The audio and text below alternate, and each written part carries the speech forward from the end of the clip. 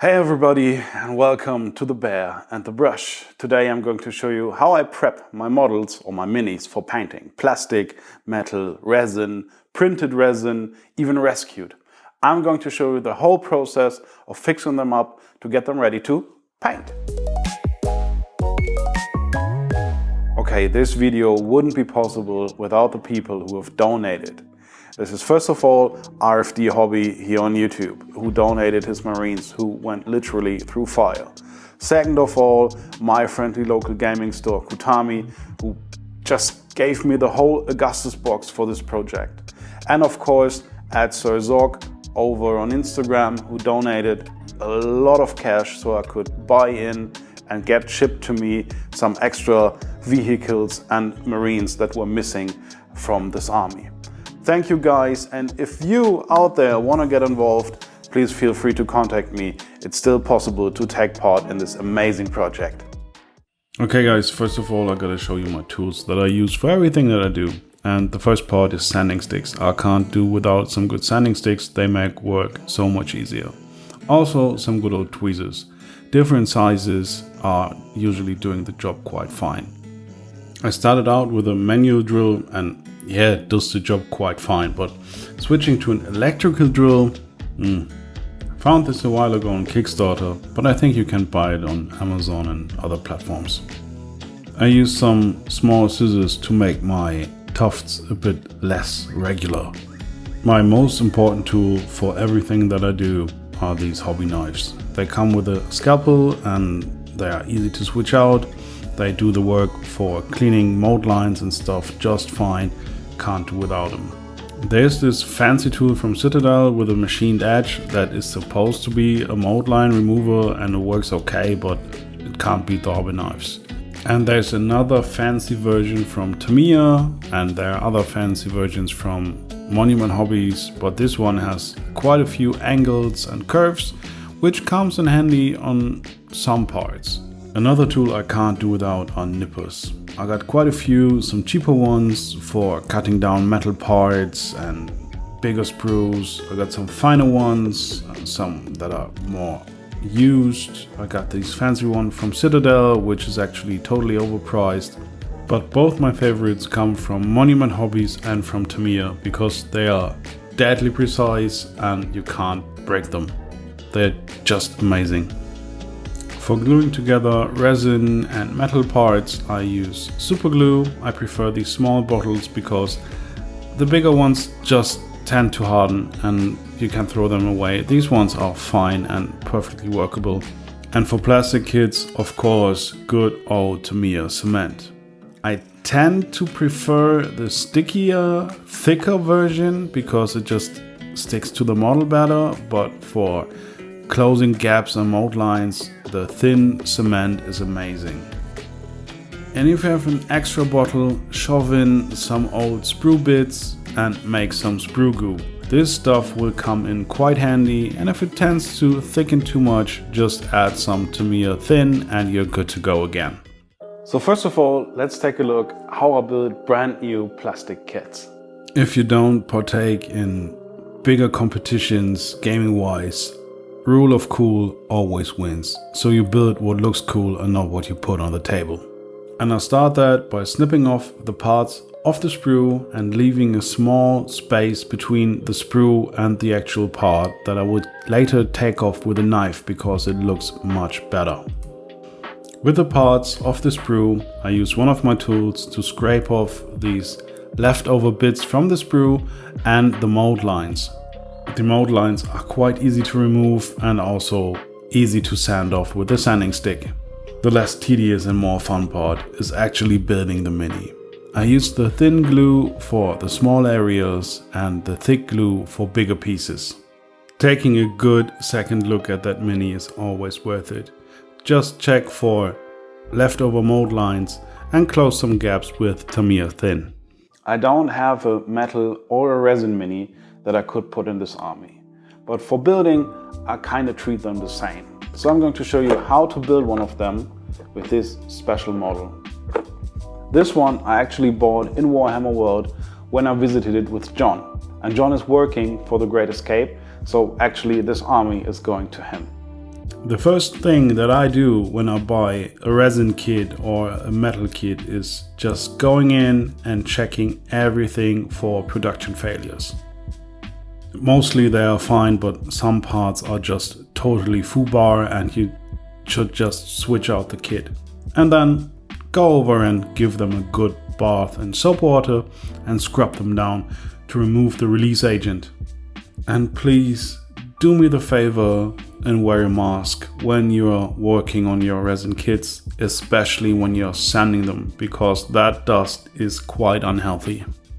Also, some extra caution is needed when you're snipping off the parts because resin tends to break. The mold lines and extra resin from the process normally scrape off quite easily. Some minis need fixing with Milliput or green stuff if they have any holes on them, but this mini was fine and needed no fixing at all. The more delicate parts should be sanded though, because it's always possible to break stuff if you're going at it with a knife. For putting resin and metal kits together, I think superglue is the best option. Thin superglue, and in combination with an activator, you're in for a pretty smooth ride when you're building those kits. In plastic kits, it's not that necessary, but for metal and resin minis, I would always try to dry fit stuff before I glue it together, because there's always a slight chance it wouldn't fit. And remember when I said this mini didn't need fixing? Yeah, I was quite wrong. The base got some huge holes, but I don't want to use Milliput on this one because it's a dirty texture, so I took out my texture paste and filled in the gaps with the texture paste and added some extra layers of textures to that base. And I think it looks quite fine.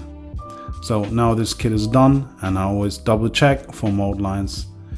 And in this case I left off the head and left him off the base for easier painting. So technically this is resin too, but I treat printed resin models a bit different than the other resin models that came from the factory. Some files actually come pre-supported, and in my case I needed to build the supports myself. I kinda rely on auto supports and then add some supports that I think are necessary. And I also fixed up a plate of greebles that I will definitely use for the bases later on.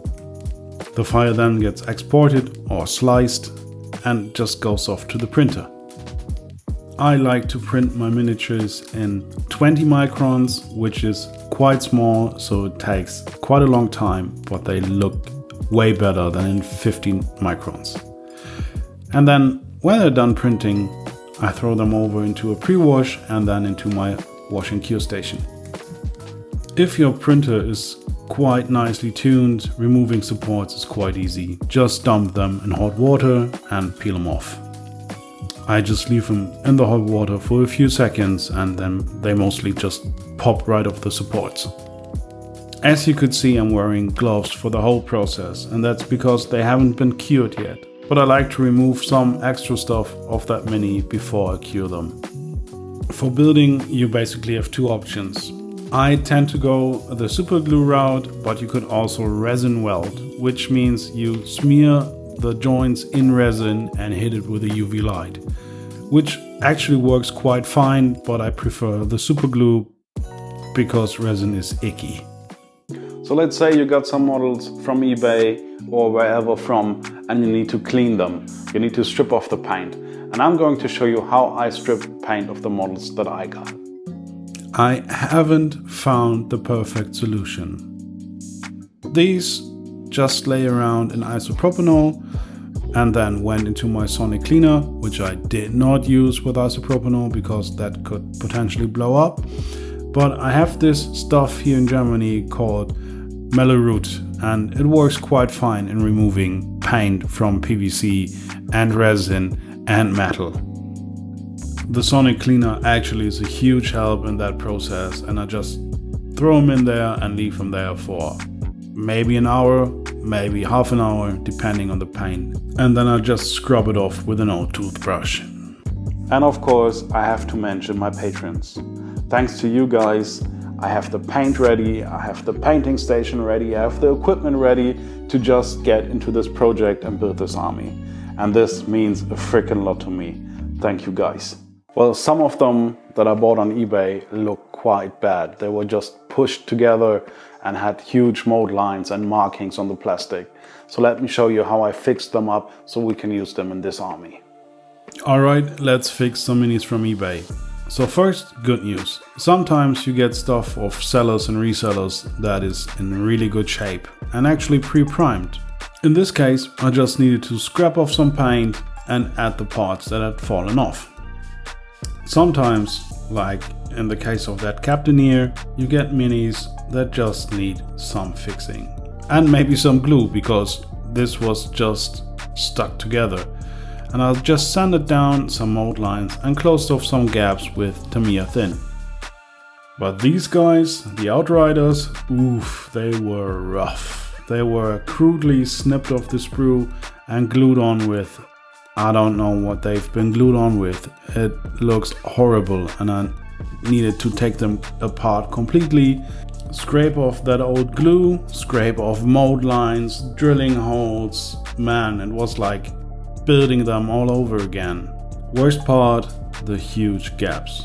But now the sprue glue comes in handy. I just smeared it all over. You could put it in between, whatever works best for you. And then you just take the Tamiya Thin to get it into shape. Works every time. When the sprue glue cured, I just sanded it down to make a really nice and even surface and closed off the other gaps with some Tamiya Thin. And luckily, all the other minis were fixable with just a little bit of glue and putting them back together. Alright guys, let's talk about priming.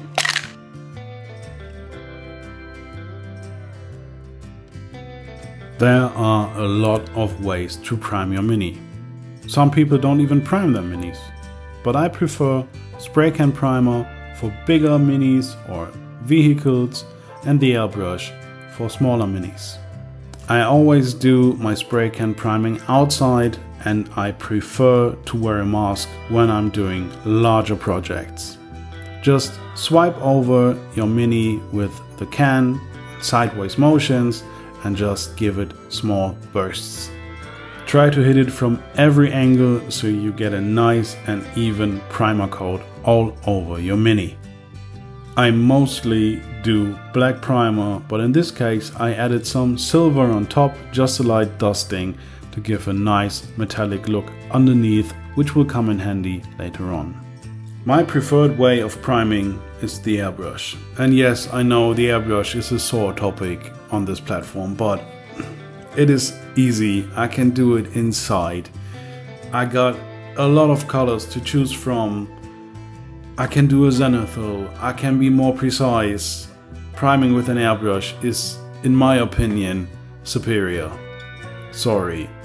I always start from below and then just put my mini on my rotating thingy and hit it with a 45-degree angle.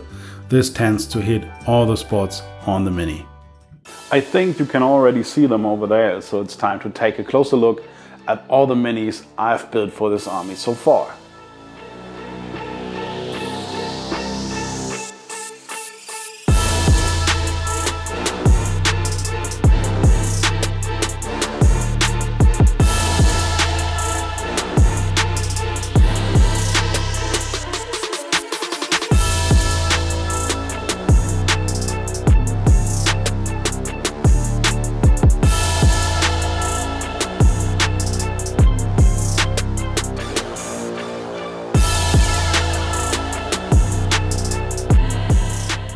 There are a lot of possible steps that could be done to prep a mini for painting.